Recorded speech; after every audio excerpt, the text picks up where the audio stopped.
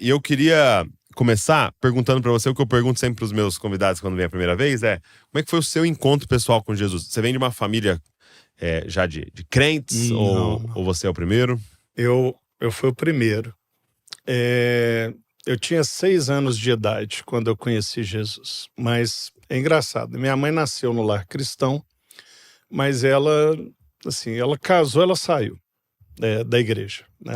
Ela queria casar para sair da igreja, né? Olha só. Teve muitas situações, não vem ao caso, mas ela, eu diria que ela nem era assim. Ela teve as experiências dela negativas na igreja, o pai era muito rígido, e com 19 anos ela casou, e no dia seguinte ela, não vou mais na igreja, agora eu casei. E meu pai não era crente, ela casou com uma pessoa que não era da fé. Então eu cresci num lar assim, vamos dizer assim, um desviado e um ímpio, né? Entendi. Só que as irmãs da minha mãe, elas eram muito dedicadas na igreja, elas cuidavam de escola bíblica dominical. Então minha mãe deixava elas levarem, eu e a minha irmã. Ah, entendi. E aí numa escola bíblica de férias. Isso é muito importante, eu gosto sempre de ressaltar isso. EBF, clássica EBF. Julho de férias.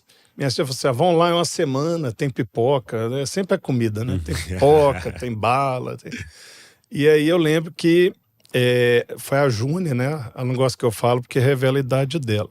Mas a Júnia estava lá num flanelógrafo, vocês não sabem o que é isso, né? É um feltro, onde as professoras tentavam grudar coisas e nunca grudavam, as figurinhas, né? E ela contando a história de um missionário que foi para um país da África e ele não conseguiu ganhar ninguém para Jesus na pregação. E aí, no final, uma mulher procurou ele, da tribo, e ela aceitou Jesus ali no secreto. Ela tinha medo, que é questão de hierarquia, questão do patriarcado, sei lá. E aí, então, muitos anos depois, ele voltou naquela região e ela estava toda cristianizada. E foi aquela mulher que fez, né, todo o trabalho. Então, basicamente, a pregação foi essa, né? E aí ela fez o apelo e eu aceitei Jesus ali. E tô na fé até hoje. Tem muita gente que não leva a sério quando uma criança de 6 anos levanta a mão. Mas eu faço questão de contar a história para mostrar que eu lembro de cada detalhe do dia que conscientemente, voluntariamente, eu disse sim para Jesus. Minha mãe não era crente, meu pai não era crente, eu estava ali na escola bíblica de férias, ganhei, trouxe a minha irmã no dia seguinte, ela aceitou Jesus. Os meus pais se separaram uma semana depois. E o que me sustentou naquele momento difícil foi a minha descoberta de Jesus. Que aí eu fui para oração. E eu orava muito para meu pai e para minha mãe se converterem. E essa igreja acabou virando ponto de troca, porque eles não queriam se ver. Então meu pai pegava a gente na igreja e devolvia na igreja, porque eles não queriam se ver. Então, fim de semana ele ficava com a gente, no domingo ele deixava na igreja, minhas tias levavam a gente para minha mãe. E aí um ano orando pelo meu pai, aí a gente pede para ele subir, eu e minha irmã, né? Sobe, pai, sobe, fica com a gente hoje. E ele subiu. Na hora de levar para a igreja, pedindo para ele entrar, ele deixava na porta e ir embora. Tá. Aí um ano depois, um ano orando, né? Eu já tinha 7 anos, minha irmã 6.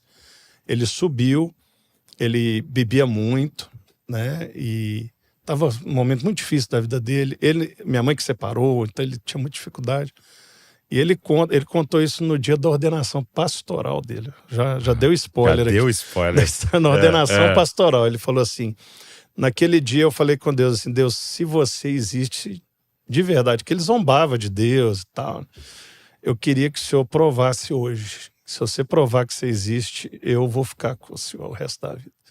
E aí era um culto, a igreja pequena, violão, aí cantou aquela música antiga assim, não importa a igreja que tu és.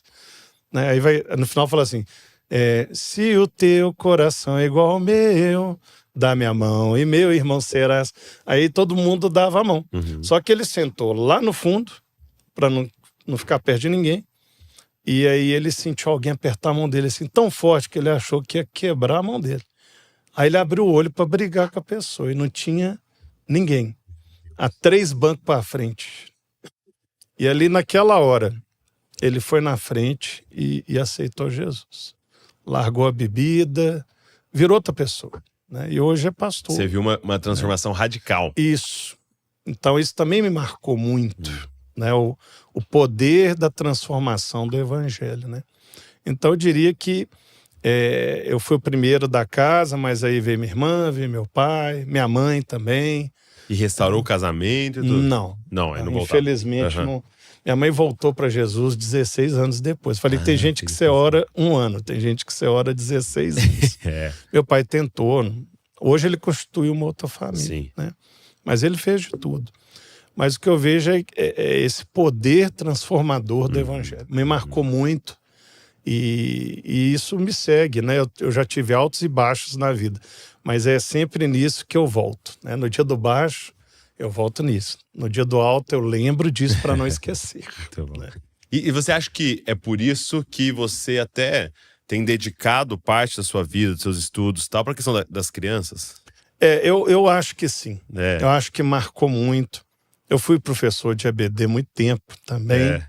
Minha formação é na área da licenciatura, dei aula.